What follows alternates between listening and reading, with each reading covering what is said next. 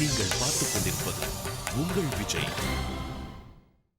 பிரதீப மன்னனுடைய மகனான சந்தனு மகாராஜனுக்கு ஒரு சிறப்பான வரம் இருந்தது. சம் என்றால் சுகம், தனு என்றால் சரீரம்.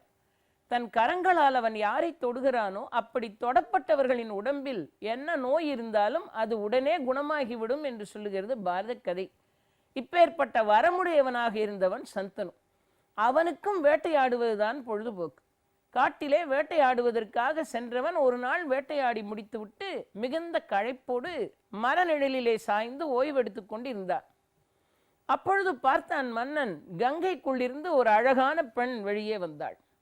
அந்த காலத்தில் மன்னர்களுக்கு விரும்பிய பெண்ணை திருமணம் செய்து கொள்ளுகிற உரிமை இருந்தது. அழகில் சிறந்தவளான அந்த பெண்ணை பார்த்த மாத்திரத்தில் மன்னன் கேட்டான், நான் குருநாட்டு மன்னன் சந்தனு, என்னை நீ திருமணம் செய்து கொள்ளலாமே என்றான். அந்த பெண் சொன்னாள், ஒரு மன்னனை திருமணம் செய்வது என்றால் அது மகிழ்ச்சிக்குரியதுதான். ஆனால் என்னை விரும்புகிற நீங்கள் என்னை மனம் முடித்து கொண்டு வாழ வேண்டும் என்றால் நான் ஒரு முக்கியமான நிபந்தனை வைத்திருக்கிறேன். அந்த நிபந்தனையை நீங்கள் ஏற்றுக்கொண்டால் மட்டும்தான் இந்த திருமணத்திற்கு நான் சம்மதிப்பேன் என்று. அப்பொழுது இந்த மன்னன் கேட்டான் அவளிடத்தில், நீ என்ன நிபந்தனை வைக்கப் போகிறாய்? அப்பொழுது அந்த பெண் சொன்னாள், நாம் இருவரும் திருமணம் செய்து கொண்டு வாழத் தொடங்கிய பிறகு நான் ஏதாவது ஒரு செயலை செய்யும் போது இதை ஏன் இப்படி செய்தாய் என்று இடை மறித்து நீங்கள் கேள்வி கேட்கக்கூடாது. நான் என்ன செய்தாலும் அதை அப்படியே ஏற்றுக்கொள்ள வேண்டும். இப்படி செய்யலாமா, நீ செய்தது தவறு என்று நான் ஏதாவது செய்யும் போது நீங்கள் குறுக்கிட்டால் அந்த நிமிஷமே உங்களை விட்டு நான் பிரிந்து போய்விடுவேன். இந்த நிபந்தனைக்கு நீங்கள் சம்மதித்தால் நான் உங்களை திருமணம் செய்து கொள்வேன். அப்பொழுது இந்த மன்னன் பார்த்தான், இவளை திருமணம் செய்து கொண்டால் அவள் என்ன செய்தாலும் எதிர்த்து மறித்து பேசக்கூடாது என்கிறாளே, நாளை ஏதாவது ஒரு தவறை செய்தால் நாம் அதை தட்டி கேட்க முடியாத ஒரு நிலை வருமே, இப்படி ஒரு நிபந்தனைக்கு ஆட்படுவது ஆபத்தானதல்லவா என்றெல்லாம் அந்த மன்னன் சிந்திக்கவே இல்லை. ஏனென்றால் அவனுக்கு அந்த பெண் மேல் இருந்த மோகம் அப்படிப்பட்டதாக இருந்தது. என்ன நிபந்தனையாக இருந்தாலும் பரவாயில்லை, இவளை திருமணம் செய்து கொள்வதுதான் நல்லது என்று அவன் முடிவு செய்து விட்டான். ஆக ஆசை அவன் கண்களை மறைத்தது. அவளையே திருமணம் செய்து கொண்டான். நான் எந்த கேள்வியும் உன்னை கேட்க மாட்டேன் என்று சொல்லிவிட்டார். ஆக அந்த அழகிய பெண் வந்தாள். மன்னனுக்கு விரும்பிய பெண்ணை திருமணம் செய்கிற வாய்ப்பு இருந்ததனால் அவளை திருமணம் செய்து கொண்டார். 2 பேருமாக இணைந்து வாழத் தொடங்கினார்கள். முதலில் வந்து பிறந்தது ஒரு அழகான குழந்தை. அந்த பிறந்த குழந்தையை கையில் தூக்கி கொண்டு இந்த பெண் நேராக ஓடினாள். எங்கே போகிறாள் என்று பார்த்தால் கங்கை ஆற்றுக்கு போனால் குழந்தையை தூக்கி வீசிட்டாள். அந்த ஆற்று தண்ணீர் குழந்தையை அடித்து கொண்டு போய்விட்டது. அரசகுலம் தழைப்பதற்காக பிறந்த குழந்தை அது தூக்கி ஓடுகிற ஆற்று தண்ணீரில் போட்டு கொண்டு விட்டாளே, இதை எப்படி தட்டி கேட்பது என்று பார்க்கிறான் மன்னன். ஆனால் அவள்தான் ஏற்கனவே சொல்லியிருக்கிறாள், நான் என்ன செய்தாலும் எதிர்த்து மறித்து பேசினால் உடனே பிரிந்து விடுவேன் என்று. இப்பொழுதும் இந்த குழந்தையை ஏன் கொன்றாய் என்று கேட்டால் பிரிந்து விடுவாளோ என்கின்ற எண்ணத்தில் ஆற்றிலே போட்டு குழந்தையை கொன்றாள். ஆனால் ஒரு கேள்வியும் கேட்காமல் மன்னன் பேசாமல் இருந்து விட்டான். அப்பொழுது நினைத்தான், 2வது ஒரு குழந்தை பிறக்கும், அப்போ பார்த்து கொள்ளலாம் என்று இருந்தான். சில நாட்கள் கழித்தது. 2வது குழந்தை ஒன்று பிறந்தது. வழக்கம் போல இந்த பெண்ணு கொண்டு போய் அந்த குழந்தையை ஆற்றில வீசிட்டு வரிசையாக குழந்தைகள் பிறக்க ஆரம்பித்தது. 1, 2, 3, 4, 5, 6, 7 என்று 7 குழந்தைகளையும் ஆற்று நீரில் வீசிவிட்டாள். இந்த காட்சிக்கு சாட்சியாக இருக்கிறான் மன்னன். ஆனால் அவனால் கேட்க முடியவில்லை. அவள் பிரிந்து போய் விடுவாளே, மனைவி இல்லாமல் நாம் வாழ வேண்டுமே என்று சொல்லி 7 குழந்தைகளை கொன்று குவிக்கிற வரையிலும் பேசாமல் இருந்தார். பிறகும் ஒரு குழந்தை பிறந்தது. 8வதா ஒரு குழந்தை பிறந்தது. இந்த 8வது குழந்தையை வழக்கம் போல தூக்கி கொண்டு ஆற்றில் வீச ஓடினாள். மன்னன் பார்த்தான், அதற்கு மேல் அவனால் தாங்க முடியவில்லை. பெண்ணே, இந்த குலம் தழைப்பதற்கு ஒரு குழந்தையாவது இருக்கட்டும், ஏன் இதையும் ஆற்றில் வீசி கொல்லப் போகிறாய் என்றார். அவள் சொன்னாள், நான் உங்களை திருமணம் செய்கிற போதே இந்த நிபந்தனையோடு தான் திருமணம் செய்திருக்கிறேன். என்னை எதிர்த்து ஏதாவது கேட்டால் உடனே உங்களை பிரிந்து விடுவேன் என்று சொன்னேனே, இப்போ ஆற்றில் வீசி குழந்தையை கொல்லாதே என்று தடுத்து நிறுத்தினீர்களே, ஆக என்னை எதிர்த்து பேசியதனால் இனிமேல் உங்களோடு நான் இருக்க மாட்டேன். இந்த க்ஷணமே உங்களை பிரிந்து போகப் போகிறேன். ஆனால் இந்த குழந்தையை வீசாதேன்னு சொன்னதுனால அந்த குழந்தையை வீசவில்லை, ஆற்றில் வீசவில்லை, அந்த குழந்தையை கொல்லவும் இல்லை. அப்படியானால் இந்த குழந்தையை உங்களிடத்தில் கொடுப்பேனா என்றால் இப்போதைக்கு இந்த குழந்தையை கொடுக்க மாட்டேன். பின்னொரு நாள் இந்த குழந்தையை கொண்டு வந்து உங்களிடத்தில் கொடுக்கிறேன். நான் உங்களோடு வாழ வேண்டிய காலம் முடிந்து விட்டது, ஆகவே நான் சென்று வருகிறேன் என்று சொல்லிவிட்டு அந்த குழந்தையும் தூக்கி கொண்டு நேர ஆற்றுக்குள்ளே போய் மறைந்து விட்டாள். இந்த மன்னன் ஆற்றின் கரையில் ஒரு மர நிழலில் சாய்ந்தான். சாய்ந்தவன் யோசிக்கிறான், இது போலத்தான் வேட்டையாட வந்த நான் இந்த மர நிழலில் ஒரு நாள் சாய்ந்திருந்தேன். அழகான பெண் ஒருத்தி உள்ளே இருந்து வந்தாள். என்னை திருமணம் செய்து கொள் என்று கேட்டேன், சரி என்றாள். வரிசையாக குழந்தைகள் பிறந்தது, 7 குழந்தையை கொன்றாள். இப்போ 8வது குழந்தையோடு மறைந்து போய்விட்டாள்.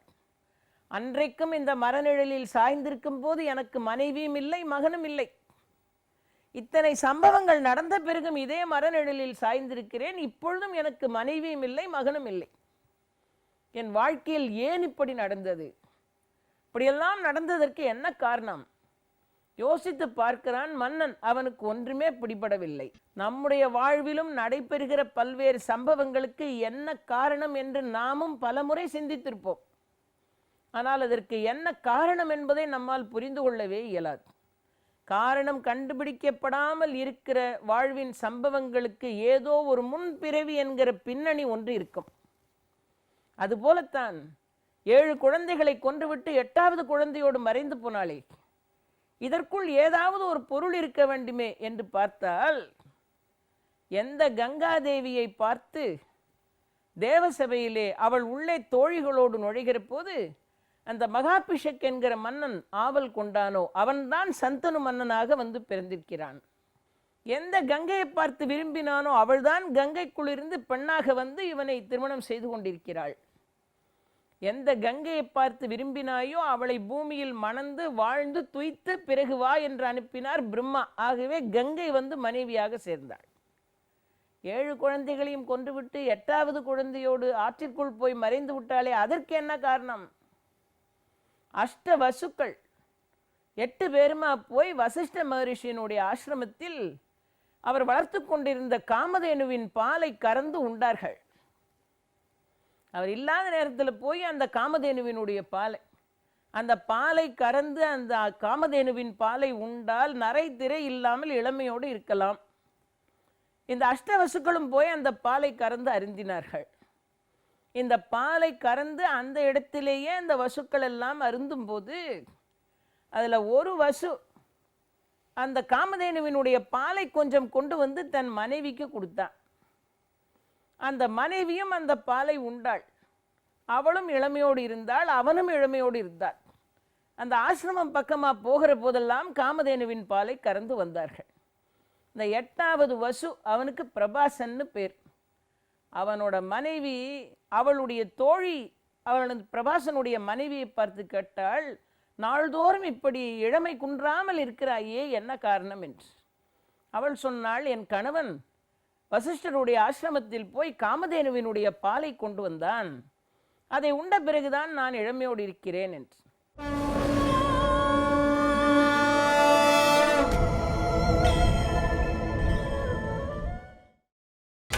நீங்கள் பார்த்துக் கொண்டிருப்பது உங்கள் விஜய். உடனே அவள் என்ன செய்தாள்? அப்படியானால் அந்த பாலில் எனக்கும் கொடு பங்கு என்றாள். அடுத்து பிரபாசன் கொண்டு வருகிற பாலில் ஜிதகி என்கிற தோழிக்கு பிரபாசனுடைய மனைவி பங்கு கொடுத்தாள். ஆக ஜிதகி கொடுத்த, பிரபாசனின் மனைவி கொடுத்த பாலை ஜிதகி உண்டதனால் அவள் தோழியும் இளமையாக இருந்தாள். அந்த தோழியின் கணவன் பார்த்தான், நாள் போக போக நீ இளமையாக இருக்கிறாயே, எனக்கு வயதாகி போகிறதே, இந்த ரகசியம் எங்கிருந்து என்றான். உடனே அவள் சொன்னாள், ஒன்றுமில்லை, என் தோழியின் கணவன் பிரபாசன் போய் காமதேனுவின் பாலை கொண்டு வந்தான், அதை அருந்திய என் தோழி இளமையோடு இருக்கிறாள், அவளிடத்தில் கேட்டதனால் எனக்கு கொஞ்சம் கொடுத்தாள், நானும் உண்டேன், இளமையாக இருக்கிறேன். அப்பொழுது ஜிதகியின் கணவன் சொன்னான், அப்படியானால் நீ மீண்டும் போய் உன் தோழியிடத்தில் சொல்லி அந்த பாலை கொண்டு வரச் சொல், நானும் அருந்த ஆசைப்படுகிறேன் என்று. உடனே பிரபாசனின் மனைவி பிரபாசனிடத்தில் சொன்னாள். அவன் ஏனைய 7 வசுக்களிடத்திலும் சொன்னான். 8 வசுக்களுமா சேர்ந்து வசிஷ்டருடைய ஆசிரமத்துக்கு போனார்கள். இந்த ஆசிரமம் பக்கம் போகிற வரைக்கும் புத்தி சரியாகத்தான் இருந்தது.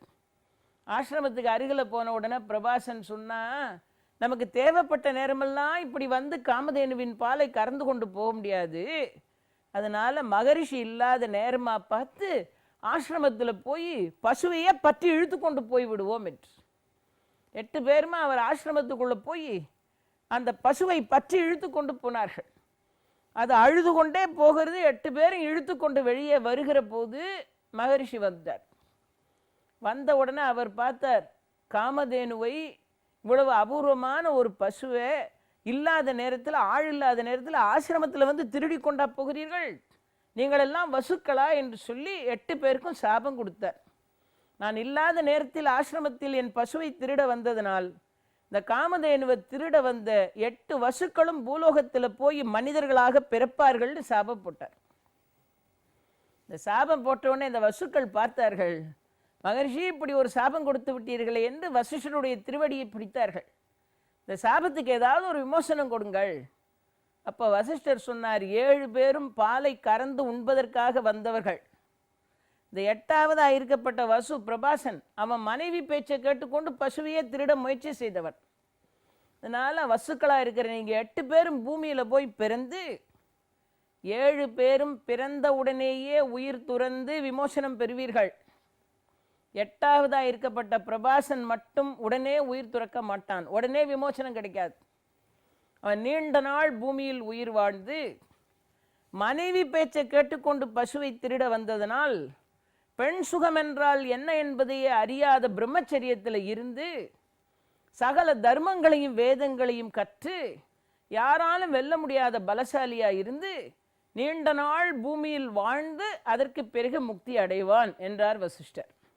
அந்த 8 வசுக்களும் தான் தங்கள் சாபத்திலிருந்து விமோசனம் அடைவதற்காக கங்காதேவிக்கும் சந்தனு மன்னனுக்கும் வந்து குழந்தைகளாக பிறந்தார்கள். 7 பேருக்கும் உடனே விமோசனம் கிடைக்க வேண்டும் என்பதனால் ஆற்றில் தூக்கி எறியப்பட்டார்கள். அந்த 8ஆவதாக இருக்கப்பட்ட குழந்தையை மட்டும் எரிகிற போது மன்னன் தடுத்தான் என்பதனால் அவனை கொண்டு சென்று கங்கைக்குள் போய்விட்டாளே கங்காதேவி, அவள் அழைத்து கொண்டு போய்விட்டாள். அந்த பிரபாசன் என்கிற 8ஆவது வசுதான் சந்தனு மன்னனுடைய 8ஆவது குழந்தையாக வந்து பெற்றார். 7 வசுக்களினுடைய பலத்தில் ஒரு பகுதியை பெற்றுக்கொண்ட ஒரு புத்திரனாக அந்த சந்தனு மன்னனது 8ஆவது குழந்தையாக பிரிந்து கங்காதேவியால் ஒரு குறிப்பிட்ட காலம் வரையிலேயும் வளர்க்கப்பட்டார்.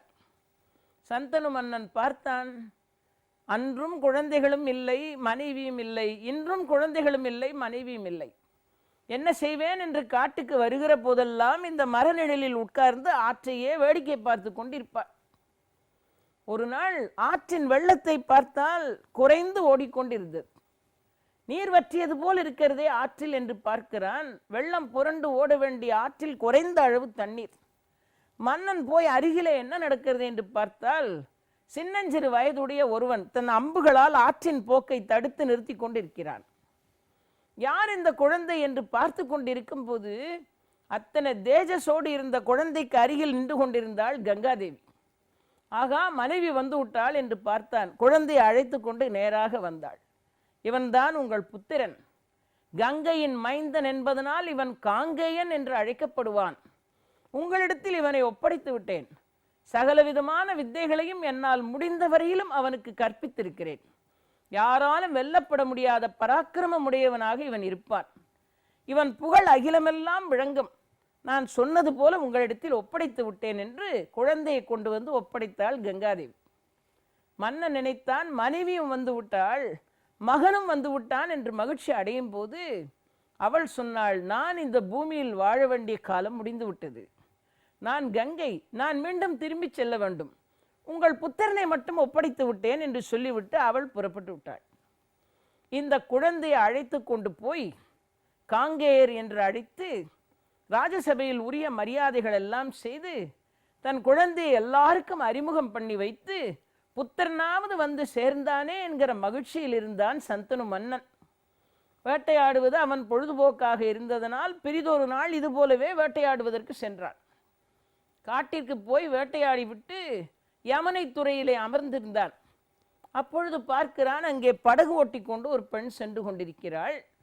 அந்த மன்னனை தேடி அவள் போகிற திசையிலிருந்து ஒரு பரிமள சுகந்தம் வீசிக்கொண்டே இருக்கிறது. மன்னன் பார்த்தான், ஓடத்தில் போகிறாள் இந்த பெண், அங்கிருந்து ஒரு பரிமள சுகந்தம் வீசுகிறதே என்று பார்த்தான். மன்னன் அந்த பெண்ணை திருமணம் செய்ய வேண்டும் என்கிற விருப்பம் வருகிறது. மகன் வந்து விட்டான், மனைவி இல்லை, இவளை திருமணம் செய்து கொண்டால் மனைவியும் கிடைத்து விடுவாள் என்று அந்த பெண்ணிடத்தில் பேசி பார்த்தான். அவள் சொன்னாள், இந்த பகுதியை அரசாட்சி செய்கிற செம்படவ மன்னனாகிய தாசராஜனுடைய மகள் நான். என்னை மனம் செய்ய வேண்டும் என்றால் என் தந்தையினிடத்தில் தான் கேட்க வேண்டும் என்று. உடனே பார்த்தான், சந்தனு மகாராஜன் போய் தாசராஜனிடத்தில் உன் பெண்ணை எனக்கு திருமணம் செய்து கொடு, நான் குருநாட்டு மன்னன் என்றார். தாசராஜன் சொன்னான், நாங்களெல்லாம் சாதாரணமானவர்கள், ஒரு தேசத்து மன்னன் என் பெண்ணை திருமணம் செய்வது என்பது என்னுடைய பெரும் பாக்கியம். ஆனாலும் நான் அறிந்து உங்களுக்கு ஒரு புத்திரன் இருக்கிறானே, உங்கள் சாம்ராஜ்யத்தை அரசாட்சி செய்வதற்கென்று ஒரு புத்திரன் இருக்கும்போது என் பெண்ணை நீங்கள் திருமணம் செய்து கொள்வதனால் ஏற்பட போகிற பலன் என்ன? அவள் வயிற்று பிள்ளைக்கு என்ன சாம்ராஜ்யமா கிடைக்கப் போகிறது? என் பெண்ணை நீங்கள் திருமணம் செய்து கொள்ள வேண்டும் என்று நினைத்தால் அவள் வயிற்று பிள்ளைக்குத்தான் நீங்கள் சாம்ராஜ்யம் தர வேண்டும். அப்படி தருவதாக நீங்கள் எனக்கு ஒரு வாக்களித்தால், என் பெண் வயிற்று பிள்ளையை அரசனாக்குவது என்று நீங்கள் ஒரு வாக்களித்தால் நான் திருமணம் செய்து வைக்கிறேன் என்றார்.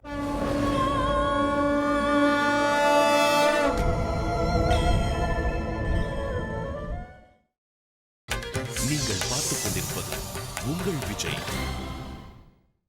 தாசராஜன் சொன்னான், நாங்களெல்லாம் சாதாரணமானவர்கள், ஒரு தேசத்து மன்னன் என் பெண்ணை திருமணம் செய்வது என்பது என்னுடைய பெரும் பாக்கியம். ஆனாலும் நான் அறிந்து உங்களுக்கு ஒரு புத்திரன் இருக்கிறானே, உங்கள் சாம்ராஜ்யத்தை அரசாட்சி செய்வதற்கென்று ஒரு புத்திரன் இருக்கும்போது என் பெண்ணை நீங்கள் திருமணம் செய்து கொள்வதனால் ஏற்பட போகிற பலன் என்ன? அவள் வயிற்று பிள்ளைக்கு என்ன சாம்ராஜ்யமா கிடைக்கப் போகிறது? என் பெண்ணை நீங்கள் திருமணம் செய்து கொள்ள வேண்டும் என்று நினைத்தால் அவள் வயிற்று பிள்ளைக்குத்தான் நீங்கள் சாம்ராஜ்யம் தர வேண்டும். அப்படி தருவதாக நீங்கள் எனக்கு ஒரு வாக்களித்தால், என் பெண் வயிற்று பிள்ளையை அரசனாக்குவது என்று நீங்கள் ஒரு வாக்களித்தால் நான் திருமணம் செய்து வைக்கிறேன் என்றார். இதை கேட்ட உடனே சந்தனு மன்னனுக்கு, நமக்கென்று ஒரு புத்திரன் இருக்கிறானே காங்கேயன், அவனை விட்டுவிட்டு இனி திருமணம் செய்ய போகிற பெண் வயிற்று பிள்ளைக்கு சாம்ராஜ்யத்தை கொடுப்பதென்றால் அது எப்படி சரியாக இருக்கும் என்று மன்னன் கவலையோடு பதில் சொல்லாமல் திரும்பி விட்டான். அரண்மனைக்கு வந்தான். தூக்கமில்லை, உணவு செல்லவில்லை, சிந்தனையெல்லாம் அங்கே சுழன்று கொண்டிருக்கிறது. தகப்பன் வருத்தமாக இருப்பதை பார்க்கிறார் காங்கேயர். அப்பா, ஏன் சோர்வாக இருக்கிறீர்கள்? பிள்ளையினிடத்தில் நடந்தது என்ன என்று சொல்ல முடியுமா? தந்தை சொன்னான், மகனே, நீ எனக்கு ஒரே புதல்வனாக இருக்கிறாய். ஒரு அரசனுக்கு ஒரே மகன் இருந்தான் என்றால் அவனுக்கென்று ஏதாவது சின்ன சின்ன தடைகள் ஏற்படும் போது ராஜ்யத்தை அரசாட்சி பண்ணக்கூடிய ஒரே புதல்வனாக நீ இருந்தால் நாளை நம் பரிஜனங்களை காப்பாற்றுவதில் பல இடையூறுகள் ஏற்படலாம். காலம் எப்படி செல்லும் என்பதை கணிக்க முடியாது. யார் போர் தொடுத்து வருவார்கள், என்ன செய்வார்கள், ஒரே புதல்வனாயிருக்கிறவனுக்கு என்ன இன்னல்கள் ஏற்படும் என்றெல்லாம் பெரியவர்கள் சொல்லி வைத்திருக்கிறார்கள். ஆக இந்த சாம்ராஜ்யத்தை அரசாட்சி பண்ணுவதற்கென்று நீ இருக்கிறாய். இருந்தாலும் உனக்கு துணையாக இன்னொரு மகன் இருக்க வேண்டும் என்று என் மனம் நினைக்கிறது என்று புத்திரனிடத்தில் சொன்னார். சரியாக தன் மனதில் இருக்கிற எண்ணத்தை பதிவு செய்யாமல், முழுவதையுமாக தன் புத்திரனிடத்தில் சொல்லவும் முடியாமல், தன்னால் முடிந்த வரைக்கும் ஏதோ சொல்லி வைத்தான் சந்தனு மன்னன். இதை கேட்டவுடன் காங்கேயர் நினைத்தார், தகப்பனின் சோகத்திற்கும் வருத்தத்திற்கும் ஏதோ ஒரு காரணம் இருக்கிறது. இதை யாரிடத்திலிருந்து தெரிந்து கொள்ளலாம் என்று பார்த்து தந்தைக்கு தேர் செலுத்தி கொண்டு போன தேர்ப்பாகனிடத்தில் போய் கேட்டான், என் தந்தை எங்கே சென்றார்? ஏன் வருத்தமாக இருக்கிறார்? என்ன காரணம் என்று கேட்டான். அப்பொழுது தேர்ப்பாகன் சொன்னான், ஒன்றுமில்லை, தாசராஜன் என்கிற செம்படவ மன்னனிடத்தில் போய் அவனுடைய மகளை திருமணம் செய்து தர வேண்டும் என்று உன் தந்தை கேட்டார். அப்பொழுது தாசராஜன் சொல்லிவிட்டான், என் பெண் வயிற்று பிள்ளைக்கு சாம்ராஜ்யம் கிடைப்பதாக இருந்தால் மட்டும்தான் திருமணம் செய்து தருவேன் என்று. அதை செய்ய முடியாத உன் தந்தை நீ இருக்கிறாயே, உனக்கு பட்டஞ்சூட வேண்டுமே. ஆகவே திரும்பி வந்து விட்டார். ஆக இந்த பக்கத்தில் பார்த்தால் பட்டஞ்சூட வேண்டிய மகன், அந்த பக்கத்தில் பார்த்தால் திருமணம் செய்ய எண்ணம் கொண்டிருக்கிற ஒரு பெண். ஆக பெண் மேல் உள்ள ஆசையை விடுவதா, இல்லை மகனுக்கு தர வேண்டிய உரிமையை பறிப்பதா? இந்த இரண்டிற்கும் இடையில் உன் தந்தை போராடி கொண்டிருக்கிறார். அதுதான் அவர் வருத்தத்திற்கு காரணம். இப்போ காங்கேயர் நினைத்தார், நான் இந்த சாம்ராஜ்யத்தை அரசாட்சி செய்வதற்குரிய வாரிசாக இருப்பதனால் என் தந்தை தன் விருப்பத்தை நிறைவேற்ற முடியாமல் இருக்கிறாரா? அவர் இன்னொரு திருமணம் செய்து கொண்டு வாழ்வதற்கு நான் தான் தடையாக இருக்கிறேனா? அப்படியானால் அந்த தடையை நானே உடைத்தெறிகிறேன். என் தந்தை திருமணம் செய்து கொள்வதற்கு நானே ஏற்பாடு செய்கிறேன் என்று சொல்லிவிட்டு நேராக புறப்பட்டு காங்கேயரே தாசராஜனை தேடி போயிட்டார். வேண்டிய பரிச பொருள்களை எல்லாம் சுமந்து கொண்டு தாசராஜனை தேடி நேராக போனார். போனவர் அந்த செம்படவ மன்னனை போய் பார்த்து சொன்னார், நான் தான் சந்தனு மகாராஜனின் புதல்வன் காங்கேயன். எங்கே வந்திருக்கிறீர்கள் என்று கேட்டான் செம்படவ மன்னன். கொண்டு சென்ற பொருள்களை எல்லாம் வைத்தார். வைத்துவிட்டு சொன்னார், என் தந்தைக்கு உங்கள் பெண்ணை திருமணம் செய்து கொடுக்க வேண்டும் என்று கேட்க வந்திருக்கிறேன் என்றார். தாசராஜன் சொன்னான், மகனுக்கு பெண் கேட்டு தந்தை வருவான், தந்தைக்கே பெண் கேட்டு ஒரு மகன் வருவானா? இது என்ன அதிசயமாக இருக்கிறது என்றார். உடனே காங்கேயர் சொன்னார், இந்த சாம்ராஜ்யத்துக்கு வாரிசாக நான் இருப்பதனால் நான் நாளை பட்டஞ்சூடி கொண்டு ஆழ வேண்டிய நிலை ஏற்பட்டால் உங்கள் பெண் வயிற்று பிள்ளைக்கு உரிமை கிடைக்காதே என்கிற வருத்தம் தானே உங்களுக்கு இருக்கிறது. ஆகவே இந்த தடையை உடைத்து என் தகப்பன் திருமணத்தை நடத்த வேண்டும் என்றால் இந்த சாம்ராஜ்யத்தின் மேல் எனக்கு எந்த உரிமையும் இல்லை, இந்த சாம்ராஜ்யம் எனக்கு வேண்டாம், நான் இதை அரசாட்சி செய்ய மாட்டேன் என்று உங்களுக்கு வாக்குறுதி கொடுக்கிறேன். அந்த வாக்குறுதியை பெற்றுக்கொண்டு உங்கள் பெண் வயிற்று பிள்ளைக்கே என் தந்தை பட்டம் சூடுவார் என்பதை உறுதியாக ஏற்றுக்கொண்டு உங்கள் பெண்ணை என் தகப்பனுக்கு திருமணம் செய்து வையுங்கள். எனக்கு சாம்ராஜ்யமும் வேண்டாம், அரசுரிமையும் வேண்டாம், ராஜபோகமும் வேண்டாம் என்றார் காங்கேயர்.